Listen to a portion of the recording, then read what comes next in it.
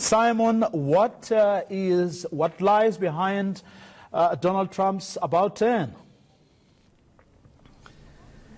Well, it's almost an about turn, Vuyo, and I think it's important to bear in mind throughout this that the people that have been so angry with Donald Trump over this Syria situation are the very people whose support he is going to need if he's going to survive the impeachment process, namely Republican senators, because they will end up ultimately, almost certainly, being the people who decide whether Donald Trump stays in the White House or not.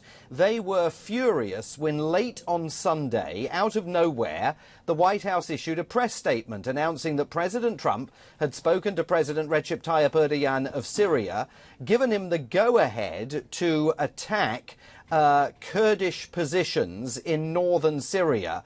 Those are positions held by Kurdish militias alongside whom the United States has been fighting in the battle against Islamic State. And President Trump said, as far as he was concerned, the remaining US troops in Syria could be pulled out. That was the end to America's involvement in the country. He was essentially giving President Erdogan the green light to take over. That caused a storm of controversy on Capitol Hill, with Republican senators absolutely furious that the president was selling the Kurds, America's allies in the region, down the river. President Trump on Monday said the Kurds are Turkey's natural enemies. They'd been fighting before the United States got involved in Syria. They can carry on fighting now that the United States is pulling out. Within the last couple of hours, an almost about face by President Trump, who has put out another statement shortly after the Turkish attack began, saying that he believes that Turkey's military invasion of Syria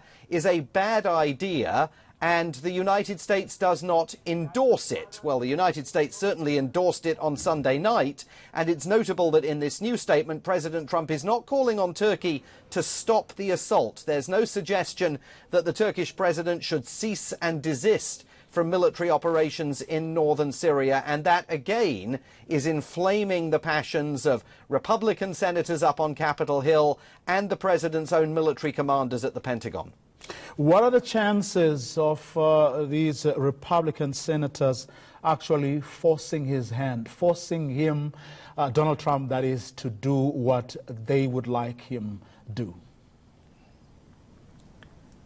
Look, I think they've gone part of the way to doing that here today, Vuyo, but the fact that the president is not calling for a halt to the Turkish military action means that within a matter of hours, it's inevitable, we're going to be seeing video from the battlefront that shows Kurdish civilians caught in this Turkish military assault. And that is going to be highly problematic for President Trump and highly problematic for Republicans in the Senate, who say regardless of what Donald Trump wants, they are going to move to introduce sanctions against Turkey. So this is a situation where Donald Trump is very much besieged by senior figures within his own party. And again, they are the very senior figures whose support he is desperately going to need if the Democrats impeach him in the House of Representatives and he ends up being put on trial in the US Senate.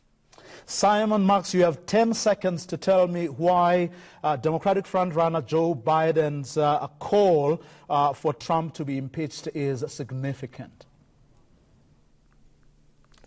Very significant, and it comes after 10 days of bludgeoning by President Trump, asserting unsubstantiated allegations that Joe Biden has been guilty of corruption in Ukraine and China. And it's also significant because it comes 24 hours after Elizabeth Warren, the senator from Massachusetts, overtook Joe Biden in the polls and became the front runner in the race to be the Democratic Party's standard bearer. This is Joe Biden playing a game of catch-up, Vuyo. Simon Marks, thanks very much for your time. Simon Marks live from Washington, D.C.